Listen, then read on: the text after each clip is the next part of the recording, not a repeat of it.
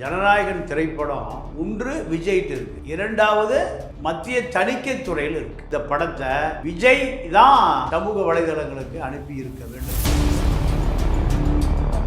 விஜய் இன்று வரை தணிக்கைத்துறை அதிகாரிகளை நோக்கி எந்த விதமான கடுமையான அறிக்கை வரல. திரைப்பட தயாரிப்பாளர் சங்கத்துக்கு புகார் கொடுக்கல, இயக்குனர் சங்கம் அதில் தலையிடலை. அப்போ தேர்தல் முடிந்து வெளியிட்டால் படம் ஓடாது, தேர்தலுக்கு முன்பே வெளியிட்டால் அரசியலே முதலமைச்சர் ஆயிடலாம், படம் ஓடிலே பரவாயில்ல, முதலமைச்சராக ஆயிடலாம். இப்படியான எல்லா செயலுக்குள்ளே ஒரு அரசியல், எல்லா நடவடிக்கையும் அரசியல்வாதி ஒரு அரசியல் பண்ணுவான். அப்போ இதுக்குள்ள 100% அரசியல் ஒளிந்திருக்கிறது. ஜனநாயகன் முஸ்லீம் மக்களை பாம்பு பிடிப்பவர்களை போல சிறுமைப்படுத்தியிருக்குன்னு ஒரு விமர்சனம் வருது. முஸ்லீம் வாக்கே இனிமேல் விஜய்க்கு விழுகாது. எதிர்கட்சி தலைவராக ஸ்டாலின் ஆகிவிட்டால் இவருக்கு அந்த வாய்ப்பும் போயிடும். அதனால தான் எனக்கு எப்படியாவது துணை முதலமைச்சர் கொடுங்கன்னு ஒத்த கால அமித்ஷாட்ட நிற்கிறார். எடப்பாடி ஏற்றுக்கொள்ள மறுப்பு. ஆனால் பிஜேபியுடைய கட்டுப்பாட்டுக்கு விஜய் போயிட்டார். பிஜேபி கட்டுப்பாட்டுக்கு போகவில்லை என்றால் டெல்லி விசாரணைக்கு போனவர் அப்படியே திகாருக்கு போயிருக்க வேண்டியதான்.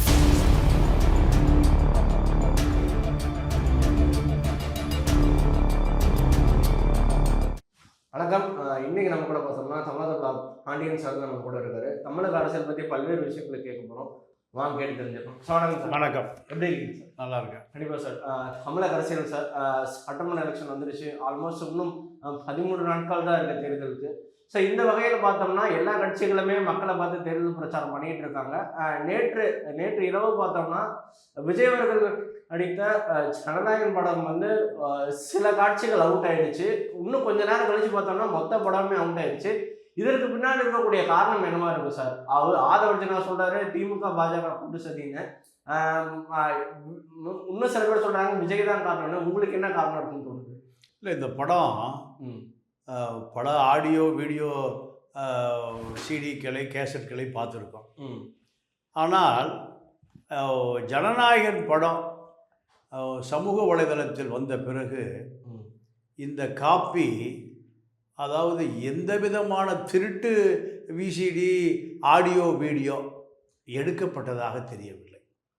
இந்த பிரதி திரைப்பட கொட்டகைக்கு போகிறதை போல சமூக வலைதளங்களுக்கு வந்திருக்கு. ஒன்று இந்த ஜனநாயகன் திரைப்படம் மத்திய அரசாங்கத்தினுடைய கட்டுப்பாட்டில், உச்ச நீதிமன்றம் உயர்நீதிமன்றம் கட்டுப்பாட்டில் இருக்கக்கூடிய இந்த திரைப்படம், இது மூன்றாவது நான்காவது நபர்களுக்கு போய் சேரவில்லை. ஒன்று விஜய்ட்டு இருக்கு, இரண்டாவது மத்திய தணிக்கை துறையில் இருக்கு. அதற்கு துறைக்கு பொறுப்பு அமைச்சர் எல் முருகன், அவர் பிஜேபி வேட்பாளர் அவனாசியில் நிற்கிறார். அப்போது ஒன்று விஜய் அதனுடைய தயாரிப்பாளர் நடிகர், அவர் தான் இணை தயாரிப்பாளர் ஜெகதீஷ் பழனிசாமி யார்? விஜயுடைய பிஆர்ஓ, த்ரிஷாவுக்கு பிஆர்ஓ, கீர்த்தி சுரேஷுக்கு பிஆர்ஓ, இப்படி பல பேருக்கு பிஆர் வேலை பார்க்கிற நபர் தான் ஜெகதீஷ் பழனிசாமி. இவர் 500 கோடி ரூபாய் அளவுக்கு முதலீடு பண்ணக்கூடிய பெரிய தயாரிப்பாளர் அல்ல. இந்த 500 கோடி ரூபாய் யாருது? விஜயை வைத்து படம் எடுக்கக்கூடியவர்கள் ஏறக்குறைய ஒரு 10 வருஷத்துக்கு முன்பே குறைந்து போய்விட்டார்கள், தற்கொலை செய்து இறந்து போய்விட்டார்கள். குஞ்சுமோன் காணாமல் போய்விட்டார், ஆஸ்கர் ரவிச்சந்திரன் அட்ரஸே இல்லை. பல தயாரிப்பாளர்கள் கையை காலை கட்டிட்டு ஆதரவு செத்து போயிட்டான். நான் பல வீடியோக்களில் பேசியிருக்கேன். இப்போ கடைசியாக புலிப்பட தயாரிப்பாளர் பிடி செல்வகுமார் திமுகவுக்கு போயிட்டு அவரும் அங்கே காணாமல் போயிட்டார், கட்டண தொல்லை பிரச்சனை. அப்போது இந்த 500 கோடி ரூபாயை ஜெகதீஷ் பழனிசாமி முதலீடு பண்ணுவதற்கு 100% வாய்ப்பு இல்லை. இந்த பணம் யாருது? விஜய் தான். லியோ படமே அந்த லலித், அவர் தயாரிப்பாளர், அவர் கேஸ் சிலிண்டரு சைதாப்பேட்டையில் போட்டுட்ருக்கிறாள். இவர் எப்படி 500 கோடி போட முடியும்? அப்போ இது எல்லாமே விஜயுடைய பணம் தான். விஜய் ஒரு தமிழ்நாட்டில் ரஜினிக்கு அடுத்தபடியாக உள்ள ஒரு சினிமா மில்லியனர். இந்த மில்லியனரால் தான் 500 கோடி போனால் போது வந்தால் வருதுன்னு செய்ய முடியும். இந்த படத்தை விஜய் தான் சமூக வலைதளங்களுக்கு அனுப்பி இருக்க வேண்டும். ஏன்னா அந்த பிரதி அசலாக இருக்கு. 1% கூட அந்த பிரதி காப்பி அடித்ததைப் போல களவாடியதைப் போல இல்லை. பியூர் கேமராவில் 5 கோடி ரூபாய் இந்த கேமரா. இந்த கேமராவில் எடுக்கப்பட்ட பிரதி அசலாக அப்படியே இருக்கு. இதை யார் போய் திருட முடியும்? யார் போய் அதை உருவ முடியும்? இன்னும் இது திரைப்படம் சார்ந்த நிறுவனங்களுக்கெல்லாம் போகவே இல்லை. சென்சார் முடிஞ்சால் வெளியில் போகும். சென்சாருக்குள்ளேயே இருக்கு. சென்சாரில் ஆட்சேபனை செய்த அந்த நபர் யார் இன்னைக்கு வரைக்கும் தெரியல. சஸ்பென்ஸாக வச்சுருக்காங்க.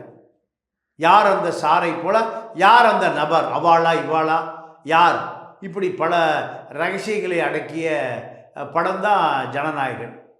அப்போ இந்த ஜனநாயகன் முஸ்லீம் மக்களை பாம்பு பிடிப்பவர்களைப் போல சிறுமைப்படுத்தியிருக்குன்னு ஒரு விமர்சனம் வருது. முஸ்லீம் வாக்கு இனிமேல் விஜய்க்கு விழுகாது. விஜய் அரசியலுக்கு வந்த பிறகு அந்த தயாரிப்பாளர் இயக்குனர் எல்லாம் கவனம் செலுத்தியிருக்கணும். ஆனால் அந்த வினோத் என்ற இயக்குனர் டைரக்டரு முஸ்லீம் சிறுபான்மை மக்களை பாம்பாட்டிகளைப் போல, பாம்பு பிடிப்பவர்களைப் போல காமிச்சிருக்கு. அப்போ இதெல்லாம் கவனத்தில் எடுத்துக்கொள்ளப்படவில்லை. இந்த படம் விஜயே வெளியிட்டிருக்கணும். விஜயை தாண்டி சென்சார் துறையில் இருந்த அரசு அதிகாரிகள் வெளியிட்டிருக்கணும்.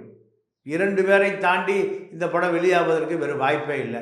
இது உயர்நீதிமன்றத்தினுடைய கவனத்தில் இருக்கிற காரணத்தினால சென்சார் துறை அதிகாரிகள், மத்திய அரசாங்க தணிக்கைத்துறை அதிகாரிகள் இதை செய்வதற்கு வாய்ப்பு இல்லை. அப்போ விஜய் தான் அதை வெளியிட்டிருக்கணும். இது விஜய் இன்று வரை தணிக்கைத்துறை அதிகாரிகளை நோக்கி எந்த விதமான கடுமையான அறிக்கை வரல. திரைப்பட தயாரிப்பாளர் சங்கத்துக்கு புகார் கொடுக்கல. இயக்குனர் சங்கம் அதில் தலையிடலை. அப்போது இத்தனை விஷயம் அதுக்குள்ளே ஒளிஞ்சிருக்கு. ஏன் திரைப்பட தயாரிப்பாளர் சங்கத்தில் புகார் கொடுக்கல? இது விசாரிங்க. திரைப்பட தயாரிப்பாளர் சங்கம் உயர்நீதிமன்றத்துக்கு போய் ஒரு வழக்கு தொடுக்கலாம். எங்களுடைய தயாரிப்பு மார்க்கெட்டுக்கே போகலை, சந்தைக்கே போகலை. சந்தைக்கு போவதற்கு முன்பே மக்கள்கிட்ட போயிடுச்சு. மக்கள் யார் பாப்பா? இதை விசாரித்து அந்த குற்றவாளி யார் களவாண்ட குற்றவாளியோ அவருக்கு கடுமையான தண்டனை விதிக்கணும்னா தயாரிப்பாளர் சங்கமே நீதிமன்றத்துக்கு போனால் நீதிமன்றம் உடனே கவனத்துக்கு எடுத்து சிபிஐ விசாரணைக்கு தள்ளிவிடும். இது போன்ற எந்த விஷயமும் இல்லையே. எல்லாம் அப்படியே ஆமை நகருவதை போல நகருது. அப்போ மக்கள் சந்தேகம் யார்கிட்ட வருது? திரைப்படம் அரசியல் வாழ்க்கையை தீர்மானிக்கக்கூடியதாக மாறி விட்டு இருக்குமோ? விஜயே இதை வெளியிட்டிருப்பாரோ? இல்லை விஜய் சொல்லி பாஜக வெளியிட்டிருக்குமோ?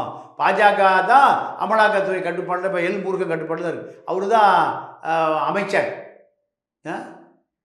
தகவல் ஒளிபரப்புத்துறை அமைச்சருடைய கட்டுப்பாட்டில் தான் தணிக்கைத்துறை வருது, சென்சார் போர்டு. அப்போ அவருக்கு தெரியாமல் எப்படி நடந்திருக்கோம்? இது சிபிஐ விசாரணை வேணும்னு விஜய் நீதிமன்றத்தில் கேட்டார்னா சிபிஐ அத்தனை தகவல் இது எப்படி போச்சு, எது யார் வழியாக போச்சு, தணிக்கைத்துறை அதிகாரிகளாம் கூண்டில் ஏற்றப்பட்டு இருப்பார்கள்.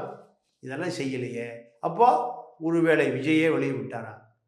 தேர்தல் முடிந்து வெளியிட்டால் படம் ஓடாது. தேர்தலுக்கு முன்பே வெளியிட்டால் அரசியலையாவது முதலமைச்சர் ஆயிடலாம். படம் ஓடிலே பரவாயில்ல, முதலமைச்சராக ஆயிடலாம். இப்படியான எல்லா செயலுக்குள்ளேயும் ஒரு அரசியல், எல்லா நடவடிக்கையும் அரசியல்வாதி ஒரு அரசியல் பண்ணுவான். அப்போ இதுக்குள்ள 100% அரசியல் ஒளிந்திருக்கிறது.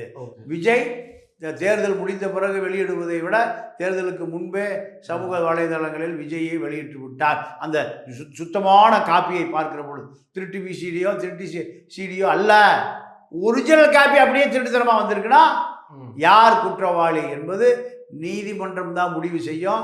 நீதிமன்றம் சிபிஐக்கு உத்தரவிட்டால் அத்தனை அதிகாரிகளோ அல்லது இந்த திரைப்பட துறையில் பணியாற்றிய இந்த திரைப்படத்தை சென்சாருக்கு அனுப்பிய விஜயுடைய டெக்னிக்கல் ஆட்கள், தொழில்நுட்பத்துறை ஆட்கள், இவர்களிடமிருந்து தான் இந்த பொருள் திருடு போயிருக்க வேண்டும். ஆகையால் இது நீதிமன்றம் நேரடியாக தலையிட்டு விசாரித்தால் மட்டும்தான் இந்த ஜனநாயகன் படத்துக்கு ஒரு ஜனநாயக தீர்ப்பு கிடைக்கும். சார் இப்போ ஆதவர்ஜனா பார்த்தோம்னா இது வந்து ஆளுகின்ற பாஜக மற்றும் திமுகவோட ஒரு கூட்டு சதி, அவங்களுக்குள்ள இன்டீரியரா ஒரு லிங்க் இருக்கு.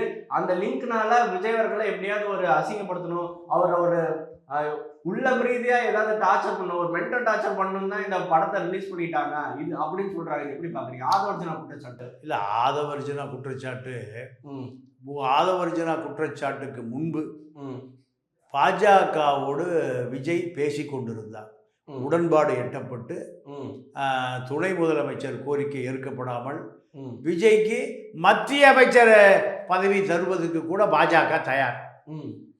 இப்போ அதிமுக என்டிஏ கூட்டணி போவதற்கு முன்பு விஜயுடைய 10% வாக்குகள் கண்ணை உறுத்தியது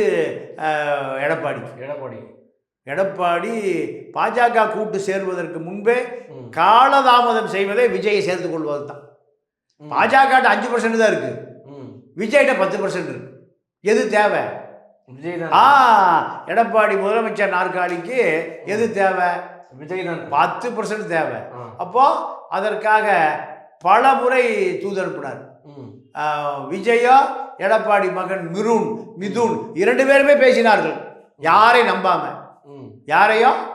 நம்பாமல் 2 பேர் 1 to 1 விஜயும் எடப்பாடி மகனுமே பேசினார்கள். ஆனாலும் எனக்கு சரிக்கு சரியான சீட்டு 234 ஆளுக்கு 117 கொடுத்துருங்க. இப்படியெல்லாம் டிமாண்ட் வைத்த பிறகுதான் எடப்பாடி பாஜகவோடு கூட்டணி வைத்தார். ஏன்னா அவருக்கு ஒரு 5 முதல் 7% வாக்கு வேணும், இருந்தால்தான் வெற்றி பெற முடியும். அதற்காகத்தான் பாஜகவிடம் அவர் கூட்டணி வைத்தார். கூட்டணி வைத்த பிறகு விஜய் இந்த கூட்டணிக்கு வரமாட்டார் முடிவு பண்ணார். அப்புறம் இந்த வேலையை அமித்ஷா தள்ளி விட்டார். எடப்பாடி நீங்களே பேசி முடிவு பண்ணீங்க. அப்போ டெல்லிக்கு போகிற பொழுது சிபிஐ அதிகாரிகள் மூலம், மூத்த சிபிஐ அதிகாரிகள் மூலம் விஜய்க்கு அரசியல் அறிவுரை சொல்லப்பட்டது. நீங்கள் தனிச்சிருந்தீங்கன்னா வெற்றி பெற முடியாது. திமுக அதிமுக அளவுக்கு நீங்கள் 25% வாக்குகள் முதல் ரவுண்டிலே வாங்க முடியாது. திமுக 25 வச்சிருக்கு, அதிமுக 25 வச்சிருக்கு. இந்த கூட்டணிகள் அதிமுக பக்கம் ஒரு 5 வந்துடும், 30 வந்துடும். திமுக பக்கம் ஒரு 10 வந்துடும், 25 35.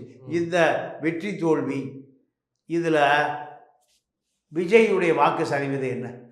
மொத்தமே தமிழ்நாட்டை போலாகுது 70 தான் போலாகும். 70% திமுக அதிமுகட்டியே கிட்டத்தட்ட 60 வந்துருச்சு. சீமான ஒரு 6% வச்சிருக்காரு. அப்போ எந்த ஓட்டை உடைத்து எடுக்க போறீங்க? அந்த காரணத்தினால் நீங்கள் இந்த என்டிஏ கூட்டணியில் இணைந்து கொண்டால் உங்களுக்கு துணை முதலமைச்சர் பதவியை தவிர மத்திய அமைச்சர் பதவி தரன்னு பிஜேபி கூப்பிடுறாங்க. துணை முதலமைச்சர் பதவி மட்டும்தான் எனக்கு 40 சீட்டு துணை முதலமைச்சர். எடப்பாடி மறுக்கிறார். ஏன்னா இவர் துணை முதலமைச்சர்னா தினசரி ஆந்திராவாக தான் இருக்கும். ஆந்திராவில் சந்திரபாபு நாயுடு எல்லாம் மறந்துட்டான். இப்போ யாரை தமிழ் ஆந்திராவோட முதலமைச்சர் நினைச்சிட்டு இருக்கான்? பவன் கல்யாண். சினிமா கிளாமர் இருக்கு, சினிமா அந்த புகழ் இருக்கு. அப்போ எடப்பாடியே விஜய்னா யாரு கிளாமர்? விஜய். அப்போ எடப்பாடி தந்திரமா துணை முதலமைச்சர்லாம் கொடுக்க முடியாது உங்களுக்கு. நீங்கள் எதிர்கட்சி தலைவராயிருங்க. எதிர்கட்சி பிரதான எதிர்கட்சி திமுகவா விஜயா என்பதில் போட்டி. அப்போ விஜய் என்ன நினைக்கிறாரு? நம்ம எதிர்கட்சி ஆக முடியாது. ஆளுங்கட்சியா இல்லைன்னா 2வது இடம் திமுகவா இல்லை 2வது இடம் விஜயா, இந்த போட்டி தான் வரும். அப்போது திமுக எதிர்கட்சி தலைவர் ஸ்டாலின் ஆகிவிட்டால் இவருக்கு அந்த வாய்ப்பும் போயிடும். அதனால தான் எனக்கு எப்படியாவது துணை முதலமைச்சர் கொடுங்கன்னு ஒத்த கால அமித்ஷாட்ட நிற்கிறார். அமித்ஷா அதை எடப்பாடி ஏற்றுக்கொள்ள இதனால்தான் இந்த கூட்டணி அமையாமல் போனது. ஆனால் பிஜேபியுடைய கட்டுப்பாடு விஜய் போயிட்டார்.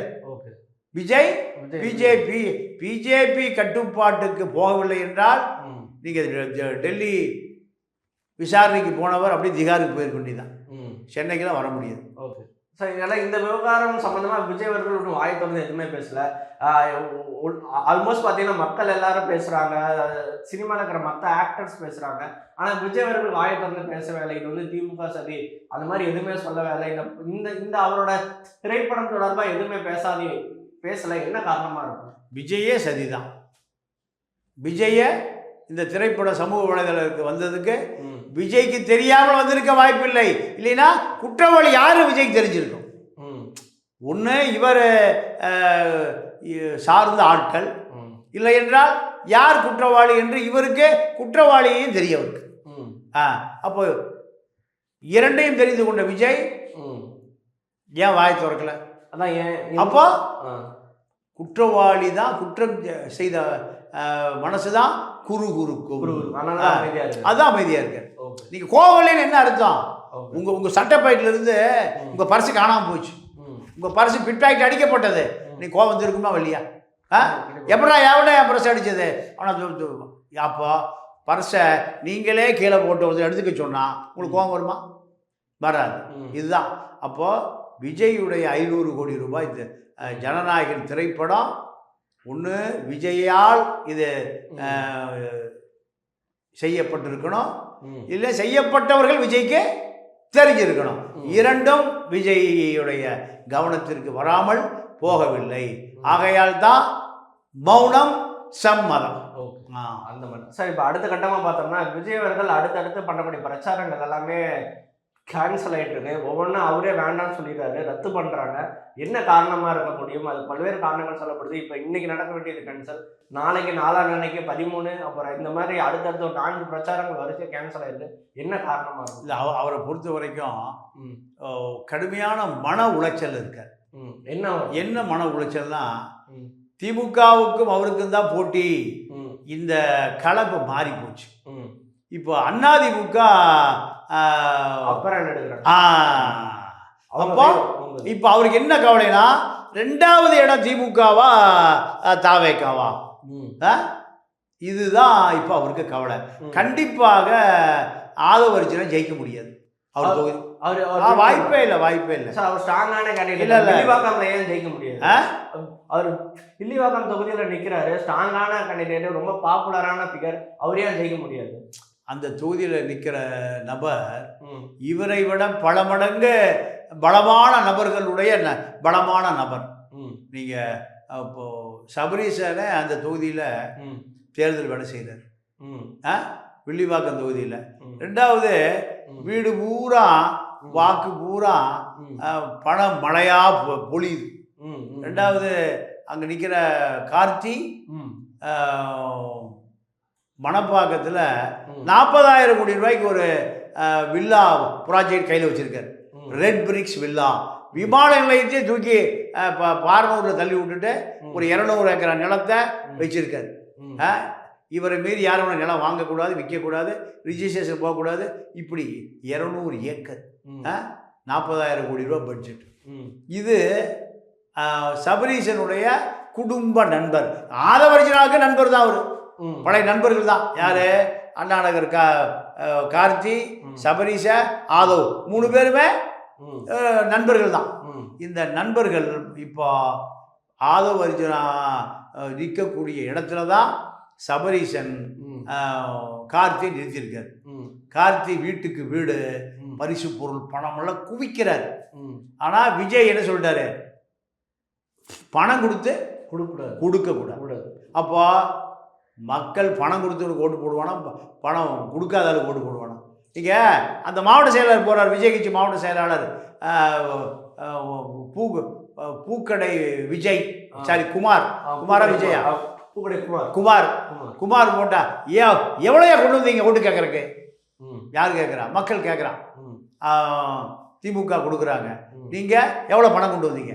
எங்களுக்கு குக்கர் கொடுக்குறீங்களா, இது ஹாட் பாக்ஸ் கொடுக்குறீங்களா, அண்டா கொடுக்குறீங்களா, குண்டா கொடுக்குறீங்களான்னு கேட்குறான். இல்லைப்பா, நாங்கள் ஒன்றும் தரமாட்டோம், எங்கள் தலைவர் மக்கள் சக்தி தான் ஓட்டு போடணும்னு சொல்லிட்டாரு. அப்போ அவன் எங்கே போயிடுறான்? யார் குக்கர் கொடுக்குறானோ, யார் பணம் கொடுக்குறானோ, அண்டா குண்டா கொடுக்குற மக்கள் போயிடுறான். அப்போ அது பாவம் உழைக்கிற மக்கள், ரொம்ப அடித்தட்டு மக்கள். அந்த மக்களுக்கு வறுமையை அன்றைக்கு யார் போக்குறானோ அவரு தான் ஓட்டு போடுவான். அப்போ எப்படி ஆதவ் ஜெயிப்பார்? அவர் வெற்றி பெற வாய்ப்பே இல்லை.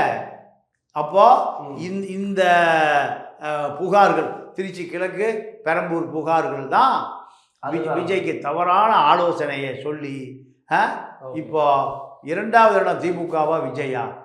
அப்போ இரண்டாவது இடம் திமுகவுக்கு வந்தா 3வது இடம் யாருக்கு? விஜய்க்கு. இதை சரி செய்வதற்காக தான் படத்தை ரிலீஸ் பண்றாரு. இந்த படத்தை பார்த்துட்டா ஓட்டு போடுங்க. நான் இதெல்லாம் மிகப்பெரிய பின்னடைவை ஏற்பட்டு இருக்கிறது என்று மன உளைச்சல். நான் பார்த்தேன், பிரச்சார வேன் வருது, ஒரு பயம் இல்லை நீங்கள் சவுத்துலாம். அப்போ இதன் பிறகுதான் அவர் அந்த பிரச்சார பயணத்தை பொதுக்கூட்டத்தை தள்ளுபடி செய்யறதுக்கு அதுவும் ஒரு காரணம். ஏன்னா இன்னைக்கு உலக மக்கள் எல்லாரும் அதான் பேசுறாங்க, அப்புறம் பிரஸ் மீடியா எல்லாரும் அதான் பேசுறாங்க. இன்னும் 13 நாட்கள் தான் இருக்கு. இது பிரச்சாரம் பண்ணா நேரம் எப்படி வேணாலும் மாறலாம். ஒன்றும் இல்லை, இன்னைக்கு திமுக அதிமுகன்னு இருக்கலாம், அரசியல ஒரு நாள் என்ன வேணாலும் கூட நடக்கலாம். ஸோ நாளைக்கு களம் எப்படி வேணாலும் மாறலாம். ஆனால் விஜயே இதை அண்டர்ஸ்டாண்ட் பண்ணாம எல்லாத்தையும் கேன்சல் பண்றாரு. இல்லை, அவரை பொறுத்த வரைக்கும் அவர் ஒரு பெரிய ப்ரொஃபஷனல் அரசியல்வாதி இல்லை. எடப்பாடியை போல, ஸ்டாலினை போல, அவர் ஒரு திருமாவளவனை போல அவர் ஒரு ப்ரொஃபஷனல் ஒரு விபத்து அரசியல்வாதி, ஆக்சிடென்ட் அரசியல்வாதி தான். 25 வருஷமா சினிமா நடிச்சிட்டு இருந்தேன். ஆனால் திருமாவளவன் அவர் ரொம்ப வருஷமா ஒரு ஆல்மோஸ்ட் 40 வருஷமா இருக்கு. அப்போ அவருக்கு எல்லா அரசியலும் தெரியும். அதே போல் வேல்முருகன் 3 முறை எம்எல்ஏ, ஏறக்குறைய அவர் ஒரு 35 வருஷம் அரசியல்வாதி பாமக. இவர்களெல்லாம் நீங்கள் தொழிலே அரசியல் தான். இவர்களுடைய மூச்சு காற்றே அரசியல் தான். விஜய் இப்போ 50 வயசு, 48 50 வயசு ஆச்சு. 25 வருஷம் முடிஞ்சு 25 வருஷம் சினிமாவில் இருந்தார். சினிமா தான் அவருக்கு மூச்சு காற்று, சாப்பாடு எல்லாம் சினிமா தான். அப்போது அரசியல்வாதிகளோடு இவரால் போட்டி போட முடியவில்லை.